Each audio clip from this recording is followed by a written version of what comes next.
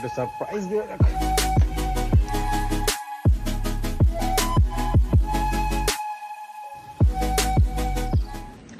তো গাইজ ওখান থেকে ঘুরতে আসার পরে মানে ঘুরতে থেকে আসার পরে তো কোথাও বেরোনোই হয়নি ওকে নিয়ে। তো অনেক ধরেও বলছে কোথাও একটা বেরোনোর জন্য, তাই ভাবলাম চলো আজকে বিকালবেলা, রবিবার দিন আজকে, তো চলো বিকালবেলা এখন একটু বেরোবো।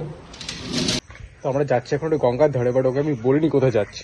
চলো ওকে একটু সারপ্রাইজ দিয়ে রাখ। তুই এখনো রেডি হসনি? সেটাই তো, আগে বেরো তো আগে। 3:30 বাজে সবে, বাইরে কিন্তু রোদ্দুর রয়েছে এখন। তুই চল বেরো আগে, তারপর দেখছি। ঠিক আছে, দেখা যাক কোথায় নিয়ে যায় আমার। হেলমেটটা পর।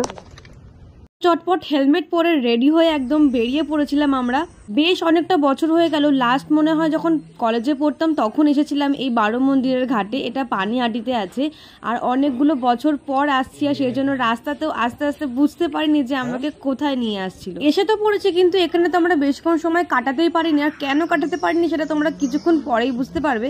তার আগে দেখো গঙ্গার ধারে এসেছে, একটু ঘটি গরম তো খেতেই হয়, সেই জন্য ওখান থেকে ঘটি গরম কিনে আনছিল। আর গঙ্গার পাড়ে বসে বসে একটু মুখ চালাতে চালাতে এরকম সুন্দর একটা ভিউ দেখতে বেশ ভালোই লাগছে। মন্দারমণির ব্লগটা তোমরা যারা এখনো দেখোনি তারা দেখে আসো অবশ্যই। আর তোমরা যারা ব্লগটা অলরেডি দেখে নিয়েছো তারা জানো যে মন্দারমণি থেকে ফেরার দিনকে ভীষণ মন খারাপ করছিল আমার। সমুদ্রেতে এখন আর যেতে পারবো না, সেই জন্য তার সাবস্টিটিউট হিসেবে আমাকে গঙ্গার পাড়ে নিয়ে এসেছে। আর আমাকে না জানিয়ে নিয়ে আসায় আমি অনেক বেশি খুশি হয়েছি। এই যে 15-20 মিনিট বসে থাকার পরেই দেখো মুষলধারে এখানে বৃষ্টি নামে, আর এখান থেকে আমাদের উঠে চলে আসতে হয়। বৃষ্টি তো প্রায় অনেকক্ষণ ধরেই হচ্ছিল, সেই জন্য সময় কাটানোর জন্য তো আর একটু ঘটে গরম নিয়ে নিয়েছিলাম, কিন্তু বৃষ্টির শেষে অ্যাম্বিয়েন্সটা দারুণ হয়ে গেছিল শুধু এইটার জন্য।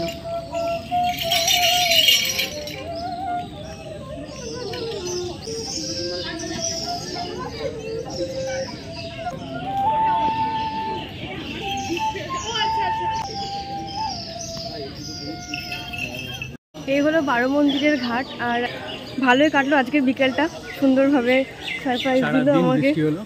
জানি ভিডিওটা অনেকটাই ছোট হলো, আসলে বৃষ্টির জন্য তারপর আর কোথাও যাওয়া হয়নি, একটু যাওয়ার প্ল্যান ছিল। তো দেখা হচ্ছে পরের ভিডিওতে, ততক্ষণের জন্য টাটা।